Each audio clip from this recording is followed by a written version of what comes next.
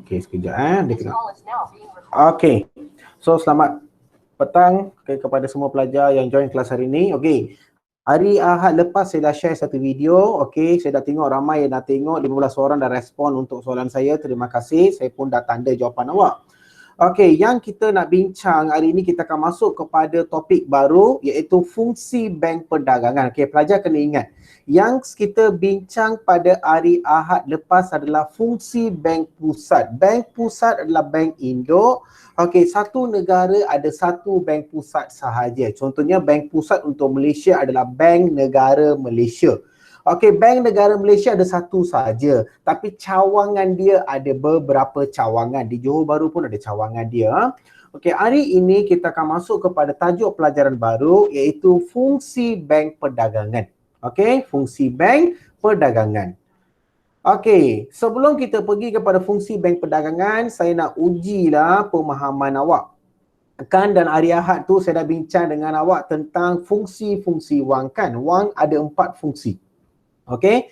Okey, ini adalah salah satu soalan SPM. Okey, maklumat di bawah ni berkaitan dengan iklan jualan. Okey.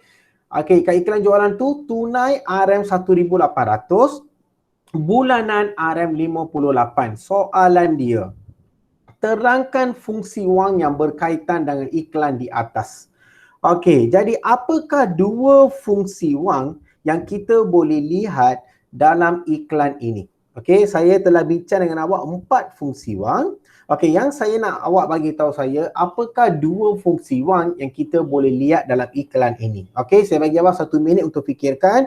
Saya akan panggil seorang demi seorang untuk awak kongsikan jawapan awak. Okey? Daripada 4, saya minta 2 sahaja. Okey, 1 minit bermula sekarang.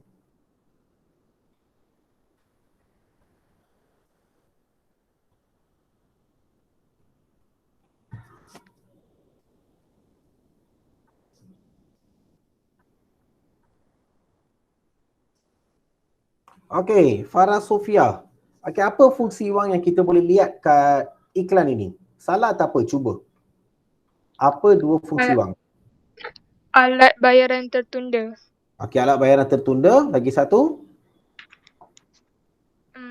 Alat ukuran nilai. Okey, alat ukuran nilai. Okey, bagus Tania. Okey, Fatihah. Thank you, Farah. Fatihah. Ada tak Fatihah? Ya, cikgu. Okey, apa dua fungsi wang yang kita boleh lihat dalam iklan ni, Fatihah? Alat bayaran tertunda dengan alat perantaraan pertukaran. Alat perantaraan pertukaran dengan alat bayaran tertunda. Okey, boleh, thank you. Okey, Arisha. Alat ukuran nilai dengan alat perantaraan pertukaran. Alat ukuran nilai dengan alat perantaraan pertukaran. Yang mana satu maklumat yang mana satu menyebabkan Arisha berfikir kat sini wujud alat perantaraan pertukaran? Fungsi tu.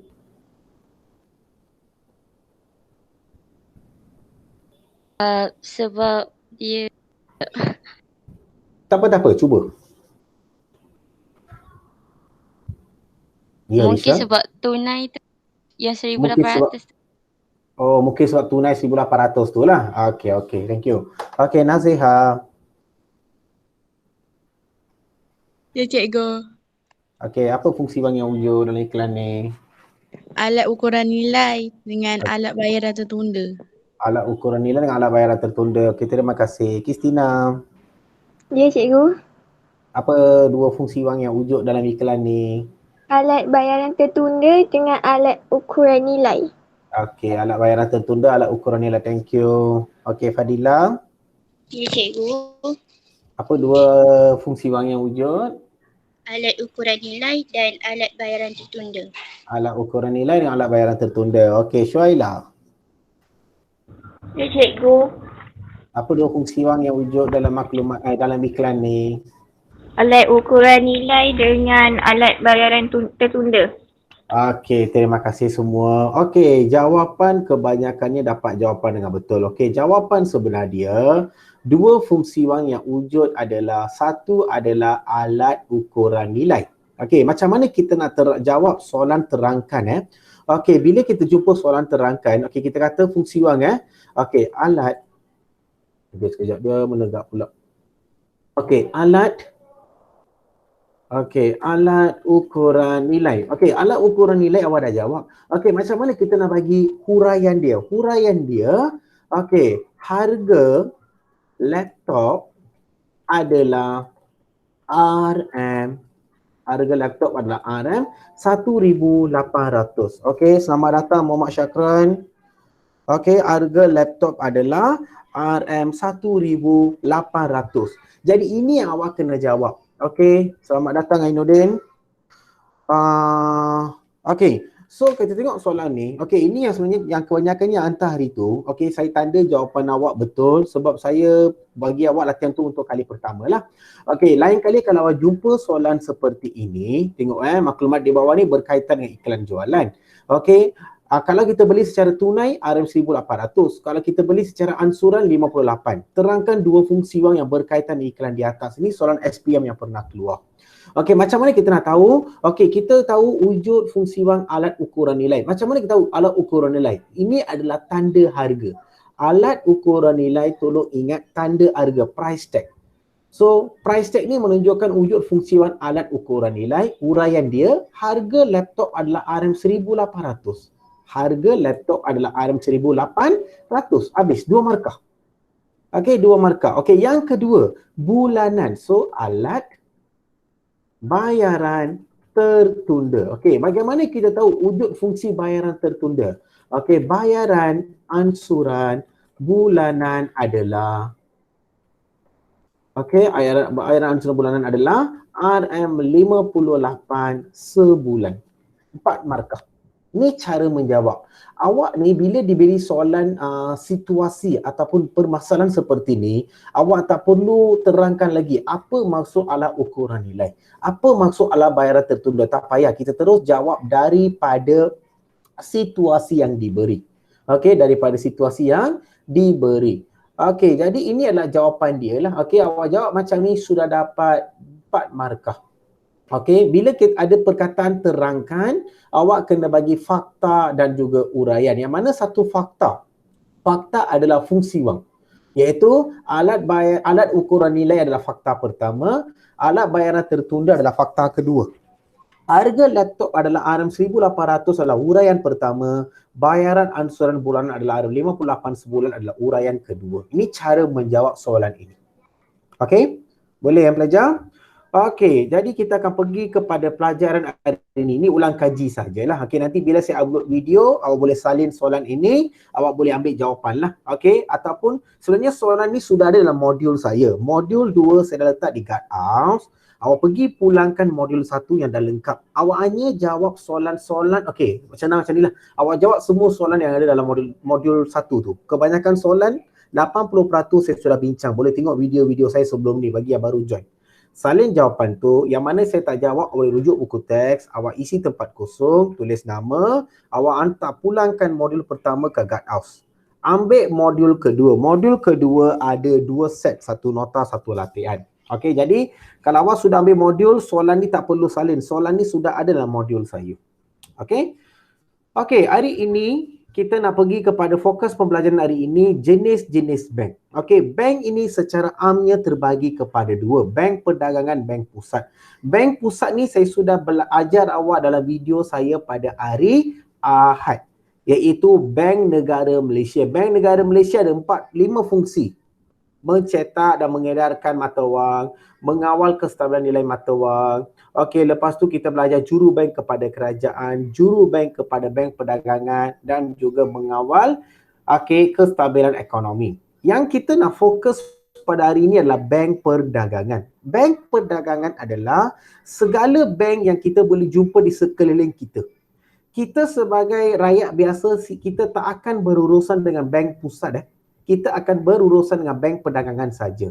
Okey, bank perdagangan ni macam kereta. Kereta ada enjin manual, ada enjin auto. Jadi bank perdagangan ni dia ada 2 cara operasi. Ada yang operasi konvensional, ada yang beroperasi secara bank Islam. Okay, kalau awak betul-betul pernah lihat, kalau tengok mana-mana bank, contohnya RHB adalah bank konvensional. RHB Islamic adalah bank RHB yang beroperasi dengan hukum-hukum syariah.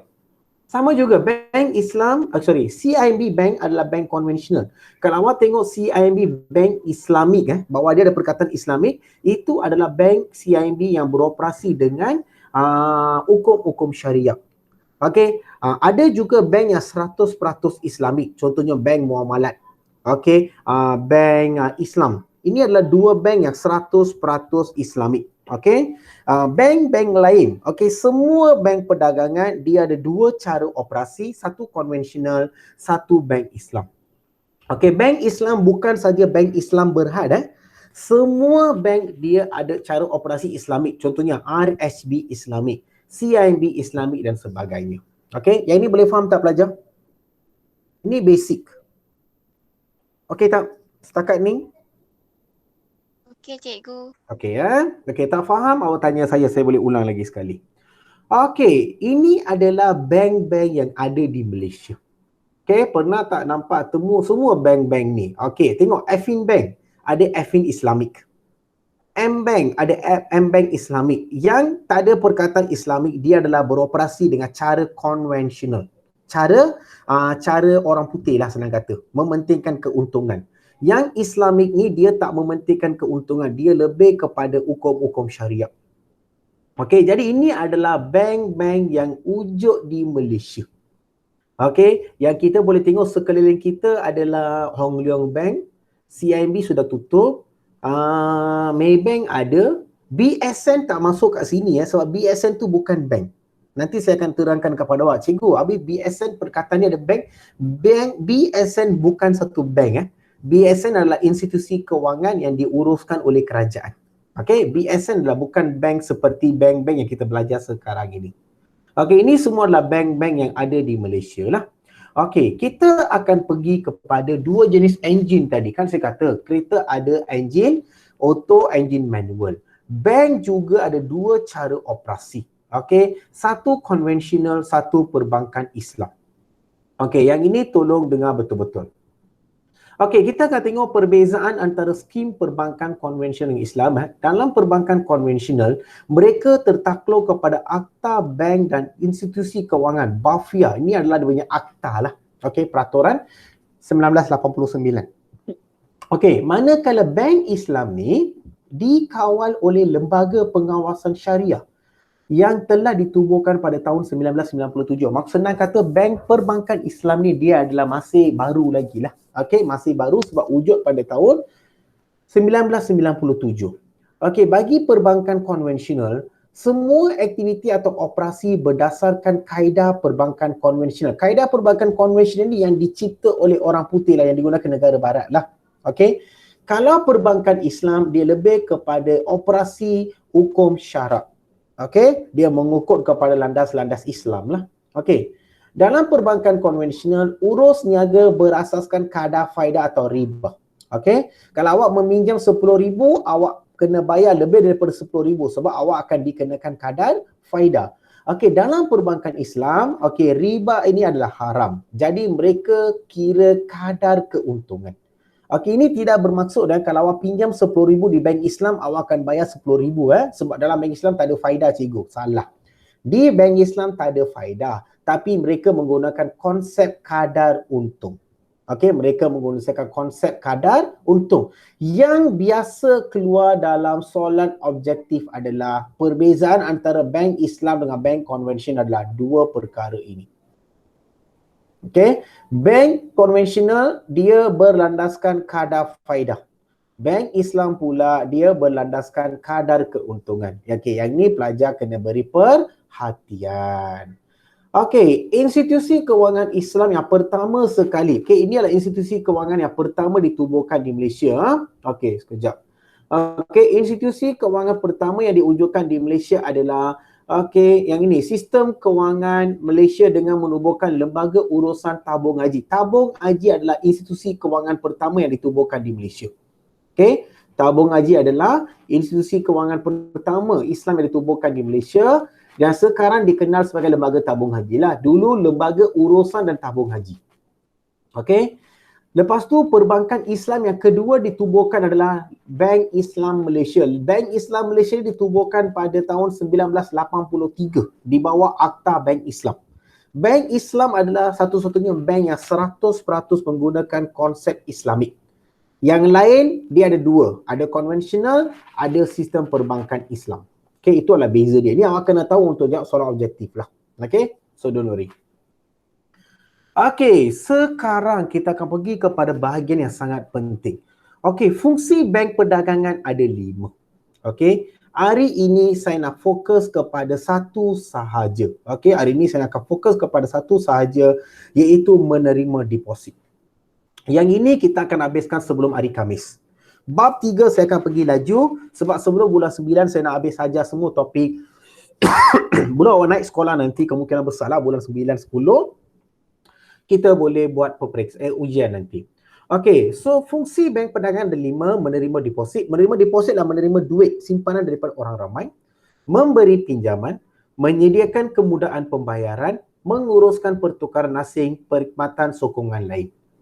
Jadi secara amnya bank perdagangan ada 5 fungsi. Cikgu, yang ini penting tak? Tiap-tiap tahun dalam soalan SPM keluar soalan tentang fungsi bank perdagangan.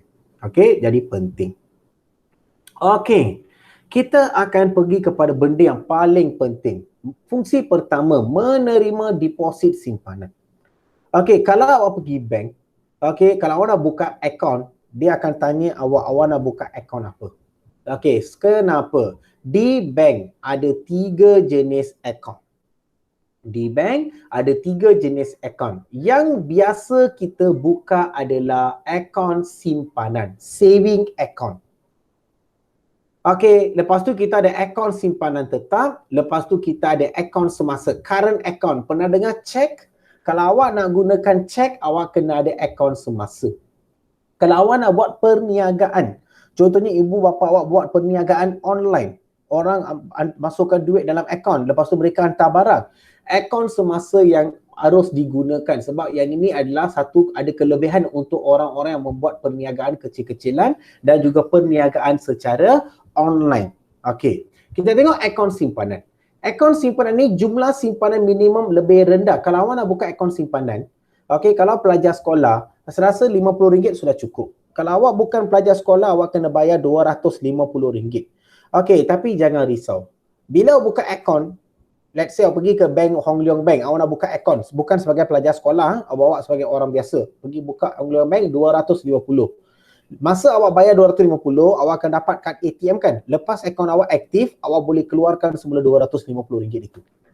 Okey, jadi tak perlu risaulah. Okey, nak buka akaun simpanan dia lebih murah. Lebih murah. Faedah yang diberikan lebih rendah berbanding akaun simpanan tetap. Okey, dalam bank, dalam akaun simpanan faedah yang diberikan lebih rendah. Okey, sebab awak tak akan simpan duit itu lebih lama. Contohnya untuk masuk gaji, okey, dan sebagainya. Jadi faedah yang diberikan kepada awak lebih rendah. Boleh keluarkan wang pada bila-bila masa. Sebab dekat ATM, awak boleh keluarkan duit tu pada bila-bila masa. Okey, cucuk kad kat mana-mana mesin ATM, duit keluar. Pendeposit diberikan buku bank. Sekarang buku bank tak wujud lah. Akan diberikan penyata bank lah sebab semua online. Bila awak buka akaun, awak akan register online banking, awak boleh cek penyata awak kat situ. Okey, kemudahan pembayaran. Okey, ini adalah kemudahan-kemudahan disediakan. Awak boleh bayar melalui akaun simpanan, boleh bayar bil, segala jenis bil. Boleh buat bayaran ansuran, contohnya Aeon Credit. Okey, lepas tu Giro ni kita pindahan wang lah. Daripada awak boleh transfer duit awak kepada orang lain. Perbankan internet, online banking, awak juga dapat kad ATM. Jadi awak kena tahu simpanan, simpanan minimum lebih rendah. Akaun simpanan ni semua orang akan buka. Untuk buka akaun simpanan awak hanya perlukan RM250. Kalau pelajar sekolah awak perlukan RM50 sahaja. Faedah yang diberikan, duit yang awak simpan dalam bank, let's say katakan awak simpan untuk 1 tahun. Faedah awak dalam beberapa sen sajalah sebab memang dia tahu awak tak akan simpan duit tu lama-lama. Anytime duit tu awak akan keluarkan. Jadi bank tak berani bagi banyak faedah. Boleh mengeluarkan wang simpanan pada bila-bila masa di kaunter bank ataupun di mesin ATM. Sekarang orang jarang pergi kaunter. Kita keluarkan duit di mesin ATM. Pendeposit akan diberikan penyata bank lah. Boleh download kat online. Dan kemudahan yang disediakan adalah seperti ansuran bayar, ansuran bulanan, bayar bil, gyro, ATM dan sebagainya. Okey. Ada tak apa-apa soalan tentang akaun simpanan pelajar? Awak tak ada soalan, nanti saya tanya awak soalan. Jangan risau. Okey. Tak ada soalan Semua faham Ainuddin okey Ainuddin? Okey cikgu. Ni lagi seorang. Okey Syakran. Okey Syakran. Okey cikgu. Okay, kau ada orang join, Salman tak nak join pula kelas ni. Sebelum ni Salman seorang je jejaka dalam kelas saya. Okey.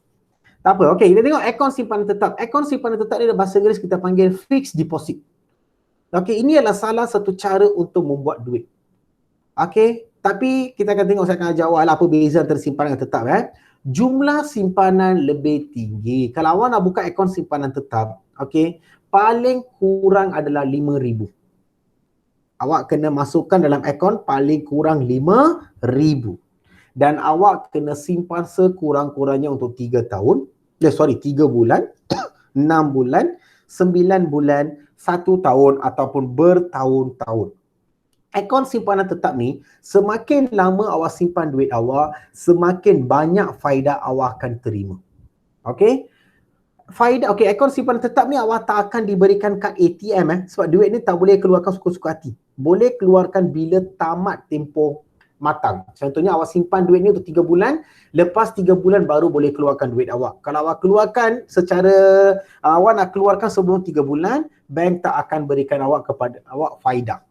Okey, faedah yang diberikan lebih tinggi sebab awak simpan untuk jangka masa yang lebih lama. Lebih lama awak simpan, lebih banyaklah faedah awak. Katakan awak simpan 30,000 untuk 1 tahun. Okey, lepas 1 tahun bila awak pergi check akaun awak akan dapat lebih kurang 31,500. Dari mana datang ekstra 1,500 tu? Itu adalah faedah yang dibayar kepada awak oleh bank sebab awak simpan lebih lama dalam akaun simpanan tetap. Kalau awak ada duit banyak, kalau awak nak simpan, maksudnya awak sekarang ni tak ada kegunaan. Awak akan guna lepas 3 atau 2 tahun. Baik awak simpan duit itu dalam akaun simpanan tetap. Semakin banyak awak simpan, semakin lama awak simpan, awak dapat banyak untung. Okey, wang tidak boleh dikeluarkan sebelum tempoh matang. Okey, ini yang saya kata. Bank akaun simpanan, duit boleh keluarkan ikut suka hati awak. Bila-bila pun boleh. Yang ini tak boleh. Okey, awak tak boleh keluarkan. Kalau awak sudah sign agreement 3 bulan, kena simpan dalam akaun selama 3 bulan. Kalau awak keluarkan lebih awal, faedah tidak akan dibayar jika awak keluarkan duit awak lebih awal. Katakan bank janji awak simpan 10,000 selama 3 bulan. Lepas 3 bulan saya akan bayar awak RM400. Katakan awak lepas 2 bulan sudah keluarkan, RM400 tu awak tak akan dapat lah. Okey, itu maksudnya. Okey, pendeposit akan diberikan dokumen sijil simpanan tetap. Yang ni tak ada buku, tak ada kad, anything Awak akan diberikan satu sijil saja. Simpanlah sijil tu. Dan sijil ini awak boleh pergi cagar. Awak boleh pergi cagar. Tiada kemudahan. Tak ada kemudahan ATM, tak ada perbankan internet, tak ada nothing. Ini untuk simpan duit awak saja. Okey, di sinilah orang-orang kaya simpan duit. Semakin lama awak simpan, semakin tinggilah faedah awak. Okey. Dan yang terakhir, akaun semasa, current account. Okey, kalau ada ibu, bapa, kakak, abang yang buat bisnes, okey, online, Facebook semua tu, okey, kalau mereka tak ada akaun, minta mereka buka akaun semasa. Okey, akaun semasa ini dia murah juga, 250, macam buka akaun simpanan, awak boleh keluarkan duit pada bila-bila masa. Apa yang beza antara simpanan dengan semasa? Jumlah simpanan minimum, okey, dia dalam RM250 jugalah, dia tak tinggi sangat, tiada faedah. Awak simpan 100,000 pun dalam akaun ni, 1 sen pun bank tak akan bayar faedah.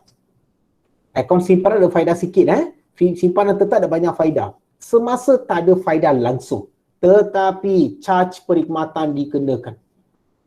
Wang boleh dikeluarkan pada bila-bila masa menggunakan cek. Orang yang buat bisnes menggunakan akaun semasa sebab dia nak kemudahan cek. Saya rasa awak semua tahu apa itu cek lah. Okey, cek. Pendeposit akan diberikan buku cek. Tengok. Kalau akaun simpanan awak dapat penyata kan? Yang ini awak dapat buku cek. Kemudahan yang disediakan sama seperti simpanan. Okey, kemudahan disediakan sama seperti simpanan. Yang membezakan simpanan dengan semasa adalah simpanan ada faedah, semasa tak ada faedah langsung. Okey, dan disediakan kemudahan overdraft. Okey, yang ini kita akan belajar nanti. Kemudahan overdraft ni sangat berguna untuk orang yang membuat perniagaan. Jadi inilah 3 jenis simpanan ataupun deposit yang disediakan oleh bank perdagangan.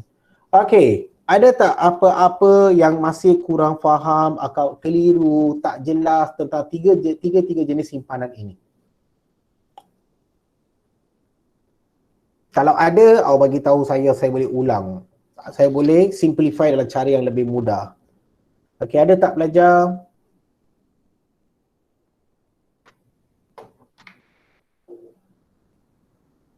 Aiman, okey Aiman? Okey, cikgu. Boleh faham Okey, jadi ini adalah 3 jenis simpanan yang disediakan oleh bank. Okey, kita pergi kepada yang kedua. Okey, kepada yang kedua iaitu what we call fungsi bank pusat lah, ini yang terakhir untuk hari ni lah. Memberi pinjaman atau pembiayaan. Tadi bank sudah ambil duit daripada kita. Duit yang bank ambil daripada kita, bank bayar faedah kan? Dari mana bank dapat duit untuk bayar faedah? Kenapa duit yang kita simpan di bank kena bayar faedah? Sebab duit yang kita simpan di bank tak kekal di bank. Okey, sebenarnya duit itulah diberikan sebagai pinjaman kepada orang lain. Dia bukan duit bank itu, dia adalah duit orang yang menyimpan duit. Okey, pinjaman ini ada 6. Overdraft, peribadi, bercagar, kenderaan, kad kredit, mendiskonkan bil-bil pertukaran. Okey, yang saya nak fokus dulu overdraft. Overdraft ni adalah tadi kita sudah belajar semasa kita bincang akaun semasa. Apakah itu overdraft?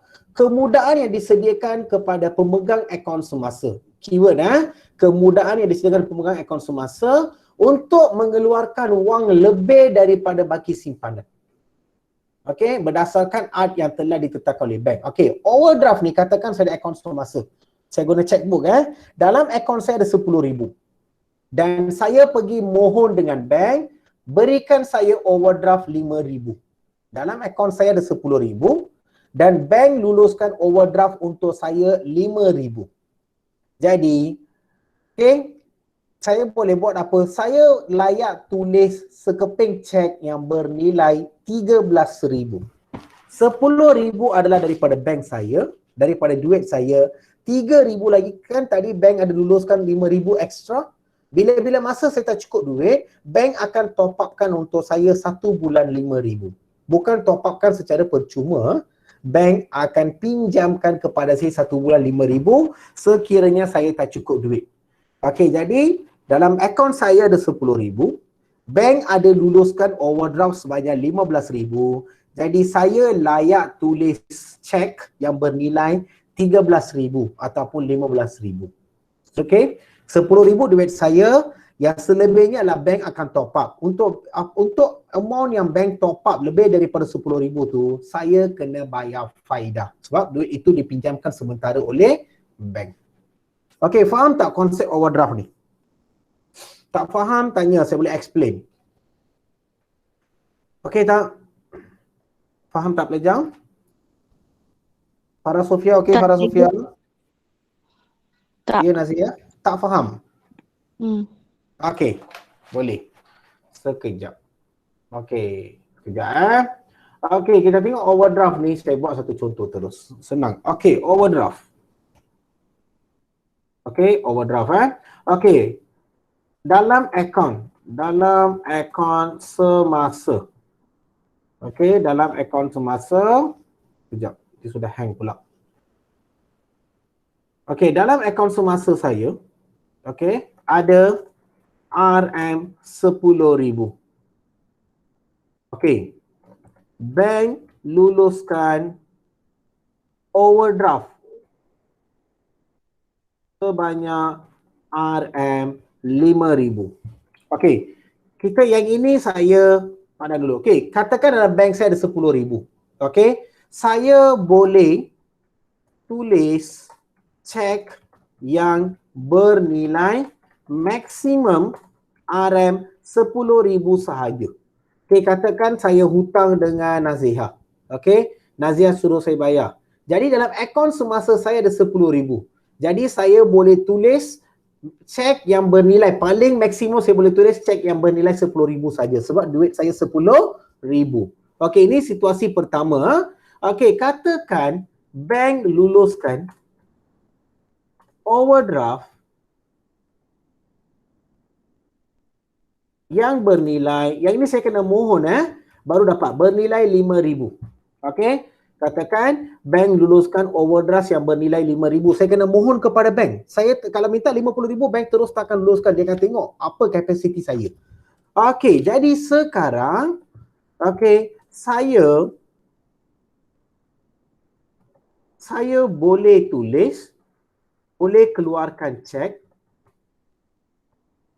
yang bernilai lebih daripada RM10. Okey, contohnya, okey, saya keluarkan cek yang bernilai RM13,500. Okey, RM13,500. Okey, dalam 13,500 ni, okey, kalau tengok betul-betul, RM10,000 adalah duit simpanan saya di akaun semasa. Kan tadi saya ada simpan 10,000 di akaun semasa. Okey, itu 10,000. Tambah RM3,500 adalah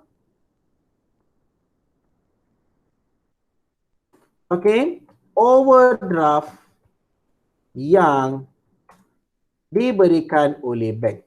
Overdraft yang diberikan oleh bank. Jadi tadi bank kata whenever saya tak cukup duit, saya boleh gunakan 5,000 maksimum satu bulan.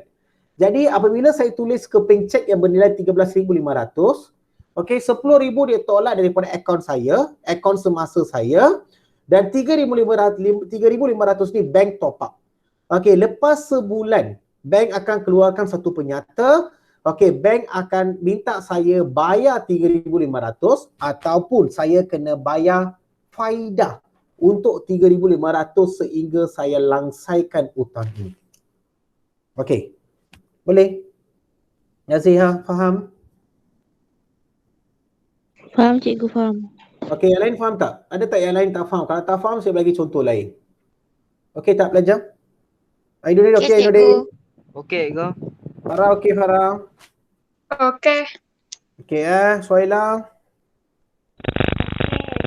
Okey, good. Okey, ini adalah bagaimana overdraft berfungsi. Biasanya orang yang buat bisnes, contohnya saya ni buat bisnes.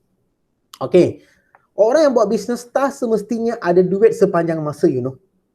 Katakan, saya ada 10 orang pekerja. Saya kena bayar gaji 10,000. Satu orang 1,000 lah. Ujung bulan, okey, saya dah jual barang. Bila saya jual barang, tak semestinya saya dapat untung on the spot, you know. Sebab orang yang beli barang, kemungkinan besar dia akan bayar secara ansuran. Jadi saya buat apa? Dalam akaun semasa saya ada 5,000 saja. Tapi saya perlukan 10,000 untuk bayar gaji. Jadi masa itulah saya akan gunakan overdraft. Katakan sebelum ni bank sudah luluskan overdraft 5,000 kepada saya. Bila-bila masa saya tak cukup duit dalam akaun, bank akan top upkan sehingga 5,000 untuk satu bulan. Jadi buat apa? Akhir bulan tu dalam akaun saya 5,000. Saya perlukan lagi 5,000. Jadi saya boleh tulis sekeping cek. Ini boleh keluarkan guna cek saja. Saya boleh tulis keping cek bernilai 10,000 dan cek itu boleh ditunaikan. Jadi saya sudah dapat 10,000 untuk bayar gaji kaki tangan saya. 5,000 adalah duit saya di akaun semasa. 5,000 lagi bank pinjamkan melalui overdraft. Untuk 5,000 yang bank pinjamkan, saya kena bayar semula dalam masa 30 hari. Kalau saya tak bayar semula dalam masa 30 hari, saya kena bayar faidah. Faidah dia sangat-sangat tinggi. Katakan saya lewat bayar 5 bulan. Saya kena bayar almost 8,000. Saya pinjam 5,000. Saya kena bayar almost 8,000. Sebab overdraft faidah dia sangat tinggi. Jadi itu senario dia lah. Okay, so itu adalah tentang overdraft lah. Hopefully awak faham. Okay, dia adalah pinjam jangka pendek. Okay, kelebihan overdraft. Kenapa orang yang buat bisnes dia menggunakan overdraft ni? Kebiasaannya tidak perlukan cagaran. Okay, sebab sepatutnya kalau kita nak buat pinjaman daripada bank dulu kita perlu cagar. Kita kena gadaikan sesuatu. Ataupun kita perlukan seorang peminjam. Jadi kemudahan overdraft ni kita tak perlu gadaikan apa-apa dan kita juga tak perlukan penjamin lah. Okey, boleh mengeluarkan wang mengikut keperluan. Katakan tadi dalam senario tadi bank kata dia akan berikan saya overdraft 5,000. Saya tak semestinya habis guna overdraft. Saya hanya guna 3,500 je. Saya juga boleh gunakan 500 saja daripada overdraft tu. Berapa yang saya guna, amount itulah bank akan minta saya bayar faedah. Okey, boleh digunakan oleh peniaga yang menghadapi masalah aliran tunai. Biasa orang yang buat bisnes ni dia sentiasa tak ada wang tunai kat tangan lah. Sebab biasalah mereka pun ada juga orang yang berhutang dengan mereka. Jadi mereka akan menggunakan overdraft ni untuk mendapatkan wang tunai.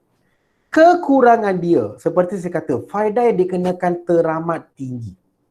Bukan semua pemegang akaun semasa akan ditawarkan kemudahan ini Okey, awak kena ada money flow. Bila buka akaun semasa, awak kena pastikan ada duit masuk, ada duit keluar, ada duit masuk, ada duit keluar. Jadi bila money flow tu cantik, baru awak layak mohon. Dan amount yang awak mohon, tak semestinya awak dapat. Ada had tertentu yang telah ditetapkan. Semuanya tertakluk kepada bank lah. Ini adalah salah satu pinjaman yang disediakan oleh bank perdagangan iaitu overdraft. Okey, kita akan pergi kepada pinjaman yang kedua. Peribadi, personal loan yang sangat popular di Malaysia. Kenapa sangat popular di Malaysia? Boleh lulus dalam masa 5 minit. Boleh lulus dalam masa 5 minit. Kalau awak ada IC, awak ada slip gaji. Dan awak tak ada hutang lain. Boleh lulus dalam masa 5 minit. Okey, tapi nasihat saya lah. Tolong jangan ambil pinjaman peribadi. Kenapa? Katakan awak pinjam 10,000. Awak tahu tak berapa yang awak akan bayar? Awak akan bayar almost 20,000. Kalau awak pinjam 90,000, awak kena bayar 172,000. Kenapa cikgu saya kena bayar lebih? Dia punya kadar faedah antara yang sangat tinggi di Malaysia. Sangat-sangat tinggi. Tapi orang Malaysia, tak kira lah kaum apa, banyak guna pinjaman peribadi ni untuk apa? Untuk berkahwin. Untuk apa? Untuk pergi melancong. Saja-saja je enjoy. Okay, orang Malaysia biasalah corrupted sikit kan? So pinjaman peribadi ni boleh dipohon oleh individu yang berumur 18 tahun. Yang mempunyai sumber pendapatan yang tetap. Awak kena ada slip gaji yang tetap untuk 6 bulan. Merupakan pinjaman jangka pendek. Awak pinjam kena bayar balik dalam masa 10 tahun. Digunakan untuk membiayai kos pendidikan, pembelian barang-barang tahan lama, perabot komputer. Tidak memerlukan cagaran, hanya perlukan IC dengan slip gaji cukup. Kadar faedah dikenakan ke atas keseluruhan pinjaman diluluskan. Memang faedah dia sangat tinggi lah. Pinjam 90,000, awak kena bayar 172,000. Tak percaya, cuba tanyalah mak ayah awak, kakak ke yang ada kerja kat bank lah, dia know. Very, very expensive. Kalau boleh, jangan ambil. Kalau boleh, jangan ambil. Pinjaman yang ketiga, bercagar. Bercagar maksudnya awak perlukan sesuatu aset untuk digadai. Okay? Pinjaman untuk membeli aset tetap. Kalau let's say awak dah ada satu rumah, awak nak beli lagi satu rumah. Jadi awak kena gadaikan rumah yang sedia ada. Gadai maksudnya rumah tu awak gadaikan ke bank dan awak dapat duit, awak boleh beli rumah kedua. Tapi awak kena bayar ansuran untuk rumah kedua dan juga duit gadaian untuk rumah pertama. Bertambahlah hutang awak lah. Okey, merupakan pinjaman jangka panjang lebih 30 tahun, 30 hingga 35 tahun. Peminjam diminta mencagarkan hartanya kepada pihak bank untuk memperoleh pinjaman tersebut. Pinjaman bercagar wajib gadai aset. Aset maksudnya bukan telefon bimbit, dan sebagainya. Ini adalah aset tetap, rumah, kedai, tanah dan sebagainya. Ataupun kita panggil dia refinance. Biasanya orang Malaysia buat apa? Kalau dia ada rumah, hutang dan habis, dia pergi gadai rumah tu kat bank. Dia akan ambil duit, dia enjoy dan dia renovate dia ubah suai rumah yang sedia ada. Okey, ada orang buat macam tu lah, itu hak masing-masing. Kegagalan membayar balik pinjaman akan mengakibatkan harta yang dicagar akan dilelong. Kalau awak tak bayar habis, biasa kita tengok rumah lelong kan, rumah lelong kebanyakannya dilelong sebab mereka tak mampu bayar habis. Itulah pinjaman bercagar. Dan pinjaman lain yang terakhir, pinjaman kenderaan ini kita semua sebagai rakyat Malaysia akan buat. Of course kita akan beli kereta lah. Kemudahan ini digunakan untuk membiayai pembelian kenderaan baharu dan kenderaan terpakai. Okey, kalau awak nak beli kenderaan baru, kadar faedahnya lebih rendah berbanding membeli kereta second hand. Tak percaya pergi tanya ke kedai jual kereta. Kadar faedah untuk membeli kereta baharu adalah lebih rendah berbanding membeli kereta second hand. Dan kadar faedah membeli kereta import adalah lebih rendah berbanding beli kereta tempatan. Okey, kereta tempatan kadar faedahnya lebih tinggi berbanding kereta import Honda, Toyota dan sebagainya. Bank menawarkan pinjaman sehingga 90%, maksudnya kena letak deposit lah. Harga kereta dan tempoh bayaran balik 9 tahun. Maksimum boleh kena bayar dalam masa 9 tahun. Peminjam akan dikenakan faedah dan boleh membayar balik secara ansuran lah. Okey, ini adalah tentang kemudahan kenderaan. Kita panggil sewa beli. Okey, melalui kad kredit juga boleh pinjam. Okey, my advice. Kalau awak rasa awak tak pandai guna kad kredit, jangan ambil. Okey, saya 12 tahun dalam bidang ekonomi ni. Saya juga terlibat dengan banyak kajian dengan bank-bank semua. Orang Malaysia sebenarnya tak pandai guna kad kredit. Dia hanya tahu pergi swipe, tak tahu bayar. Nanti bila kita bersemuka, saya akan tunjukkan awak kenapa orang Malaysia tak pandai. Ramai remaja muflis sebab kad kredit. Ramai remaja muflis sebab kad kredit. Okey, membeli barang perkhidmatan secara kredit. Kredit maksudnya secara ansuran. Bank akan membuat bayaran bagi pihak pengeluar kad kredit.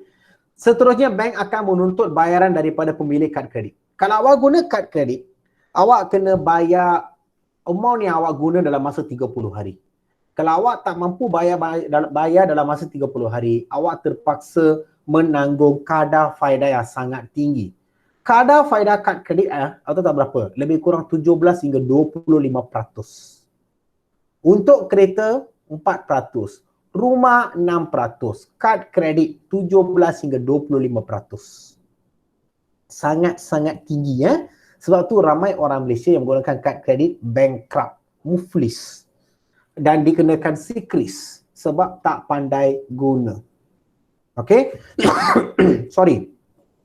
Bayaran akan dibuat secara sepenuhnya atau secara ansuran setiap bulan oleh pemegang kad kredit. Awak boleh bayar. Okey, contoh saya semalam beli kereta, contoh saya shopping kat Shopee. Saya shopping untuk RM1,000. Kalau saya sudah bayar dalam masa 30 hari, saya bayar RM1,000. RM1,000 itu saja, tak perlu bayar anything extra. Tapi kalau saya mula bayar secara ansuran, saya kemungkinan besar terpaksa bayar RM2,000 hingga RM3,000 untuk RM1,000 yang saya telah belanjakan. Sebab dia adalah kadar faedah harian, bukan bulanan ataupun tahunan. Okey, yang terakhir mendiskonkan bil pertukaran. Bil pertukaran adalah perjanjian yang dilakukan oleh penghutang dengan pemberi hutang lah. Okey, dia ada satu bil ni. Awak just faham saja. Ni tak pernah kalau dalam exam. Bank membeli bil pertukaran pada harga yang rendah dan lebih rendah daripada harga muka lah. Okey. Bank akan memberi pinjaman kepada pemberi hutang dengan mendiskonkan bil-bil pertukaran tersebut. Okey, yang ini mendiskonkan bil pertukaran awak just kena baca saja. Awak ingat ayat pertama, bil pertukaran adalah perjanjian yang dilakukan oleh penghutang kepada pemberi hutang. Okey, inilah satu perjanjian, surat perjanjian yang boleh digadai semula. Itu saja. Jadi berikut ini adalah 6, okey? 6 kemudahan pinjaman yang diberikan oleh bank perdagangan. Okey. Jadi untuk hari ini ada latihan pengukuhan. Okey. Terangkan 3 deposit yang disediakan oleh bank perdagangan. Bila awak jumpa perkataan terangkan, kena ada fakta, kena ada huraian. Okey, terangkan 3 deposit yang disediakan oleh bank perdagangan. Jadi saya mohon awak salin soalan ini dan awak jawab dan hantar jawapan awak kepada saya sebelum pukul 5 petang. Sebelum pukul 5 petang. Ini PBD awak. TP3 bab TP2 untuk bab 3. Okey. Sebelum saya tamatkan kelas, soalan ada masalah tak? Ada tak yang kurang faham, tak faham soalan?